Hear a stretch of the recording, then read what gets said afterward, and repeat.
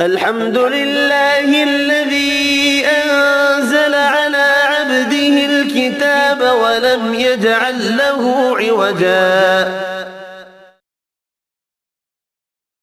اعوذ باللہ من الشیطان الرجیم. بسم اللہ الرحمن الرحیم. الحمد للہ رب العالمین. اللہم صلی علی محمد و آل محمد.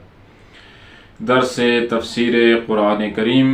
آج ہم آپ کی خدمت میں سورہ فرقان کی 68 نمبر آیت کا ترجمہ اور مختصر تفسیر بیان کریں گے. اس آیت میں اللہ تعالیٰ نے 3 ایسے گناہوں کا تذکرہ فرمایا ہے کہ جس سے اس کے خاص بندے اجتناب کرتے ہیں، اور ان گناہوں سے اجتناب کو اس نے اپنے خاص بندوں کی صفات میں سے قرار دیا ہے. ارشاد باری تعالی ہو رہا ہے، بسم اللہ الرحمن الرحیم. والذین لا یدعون مع اللہ الہا آخر، وہ ایسے لوگ ہیں جو خدا کے ساتھ کسی دوسرے معبود کو نہیں پکارتے.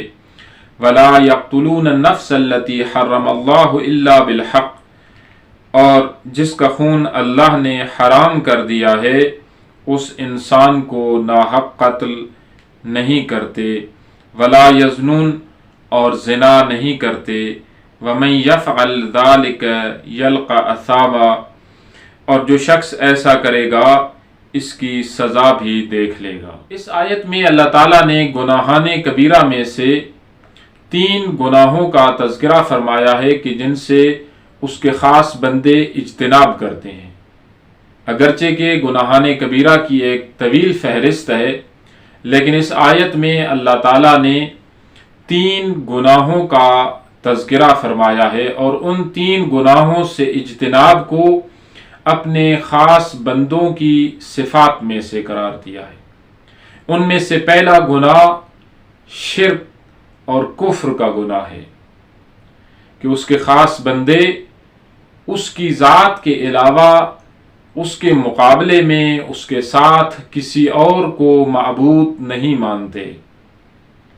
وہ اگر کسی کی اطاعت کرتے ہیں تو وہ فقط اپنے رب اور اپنے پروردگار کی اطاعت کرتے ہیں، اور اس کی ذات کے علاوہ وہ کسی اور ذات کو لائق عبادت اور لائق اطاعت نہیں سمجھتے. جب انسان کا وجود، یعنی انسان کا دل و دماغ، انسان کی اجتماعی اور انفرادی زندگی جب نور توحید سے منور ہو جائے، جب ایمان کی روشنی سے منور ہو جائے، تو ان کے روح اور فکر کے آسمان عظمت پر شرک اور کفر کی تاریکی اور اندھیرا باقی نہیں رہتا، اور وہ کبھی بھی خدائے رحمان کے دروازے کو چھوڑ کر شیطان کے اطاعت اور عبادت گزار نہیں بن سکتے. اگر ایسے دو راہ پر کھڑے ہوں کہ جہاں ایک راستہ کفر اور شرک کا راستہ ہو اور ایک راستہ توحید کا راستہ ہو، ایمان کا راستہ ہو، تو وہ ایمان کے راستے کو اپناتے ہیں، وہ خدائے رحمان کے راستے کو اپناتے ہیں، شیطان کے راستے کو نہیں اپناتے. یہ ہے کہ اگر انسان سچا موحد بن جائے اور اس کا وجود نور توحید سے منور ہو جائے تو وہ کبھی بھی اپنے رب کی نافرمانی نہیں کر سکتا. خدا کے مقابلے میں ہر چیز کی نفی کرتا ہوا نظر آئے تو وہی انسان اللہ کے نزدیک کامیاب انسان ہے. دوسرا گناہ جس کا اللہ تعالیٰ نے اس آیت میں تذکرہ فرمایا ہے کہ اس کے خاص بندے اس گناہ سے محفوظ ہوتے ہیں، وہ گناہ ناحق قتل ہے. ناحق قتل ایسا گناہ ہے کہ جو قابل بخشش نہیں ہے. اللہ تعالیٰ نے بنیادی طور پر ہر انسان کو محترم بنایا ہے، مگر یہ کہ انسان اپنے آپ کو ایسے مقام پر پہنچا دے، ایسے جرائم کا ارتکاب کرے کہ جہاں جن موارد میں اور جن مقامات پر اللہ نے اس کا خون بہانا جائز قرار دیا ہو. لہذا کسی کا ناحق قتل کرنا یہ ایسا گناہ ہے کہ جس سے اجتناب کو اللہ تعالیٰ نے اپنے خاص بندوں کی صفات میں سے قرار دیا ہے. اور جو چیزیں اس ناحق قتل کا سبب قرار پاتی ہیں، جس طرح حسد ہے، کینہ ہے، بغض ہے، تکبر ہے، یا اس طرح کی دیگر چیزیں ہیں، اللہ تعالیٰ نے ان کو بھی گناہان کبیرہ میں شمار کیا ہے۔ اور تیسرا گناہ جس سے اس کے خاص بندے اجتناب کرتے ہیں اور جس سے ان کا دامن پاک ہوتا ہے، وہ گناہ بدکاری ہے، کہ وہ زنا اور بدکاری سے اجتناب کرتے ہیں۔ اور وہ چیزیں کہ جو اس گناہ کا سبب بنتی ہیں، جس طرح فحاشی ہے، بے پردگی ہے، یا حتیٰ کہ نامحرم کی جانب نگاہ اٹھانا، یہ ساری چیزیں کہ جو اس کا سبب بنتی ہیں، اللہ تعالیٰ نے ان کو انسان کے لیے جائز قرار نہیں دیا اور ان کو بھی حرام قرار دیا ہے اور گناہان کبیرہ میں سے شمار کیا ہے۔ لہٰذا یہ وہ 3 گناہ ہیں کہ بہت سارے گناہ ان کا مقدمہ قرار پاتے ہیں۔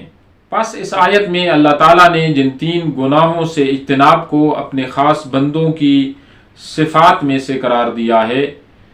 اگر اس کو معاشرتی نگاہ سے دیکھا جائے کہ ایک ایسا معاشرہ کہ جو معاشرہ شرک سے پاک ہو اور ایمان کے زیور سے آراستہ ہو، ایک ایسا معاشرہ جو دہشت گردی، ناامنی کے بجائے امن اور آشتی کا گہوارہ ہو، اور جو فحاشی، بے پردگی، بے حیائی کے بجائے عفت اور پاک دامنی کو اپنائے ہوئے ہو، تو ایسا معاشرہ جنت سے کم نہیں ہے۔ اور یہی وہ اہم خصوصیات ہیں کہ جن کو اللہ نے اپنے خاص بندوں کی صفات اور خصوصیات میں سے قرار دیا ہے۔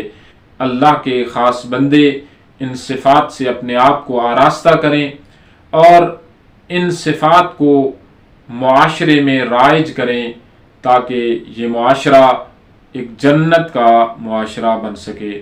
دعا ہے اللہ تعالی ہمیں اس قرآن مجید کو پڑھنے، سمجھنے اور اس پر عمل پیرا ہونے کی توفیق نصیب فرمائے۔ والسلام علیکم ورحمۃ اللہ وبرکاتہ۔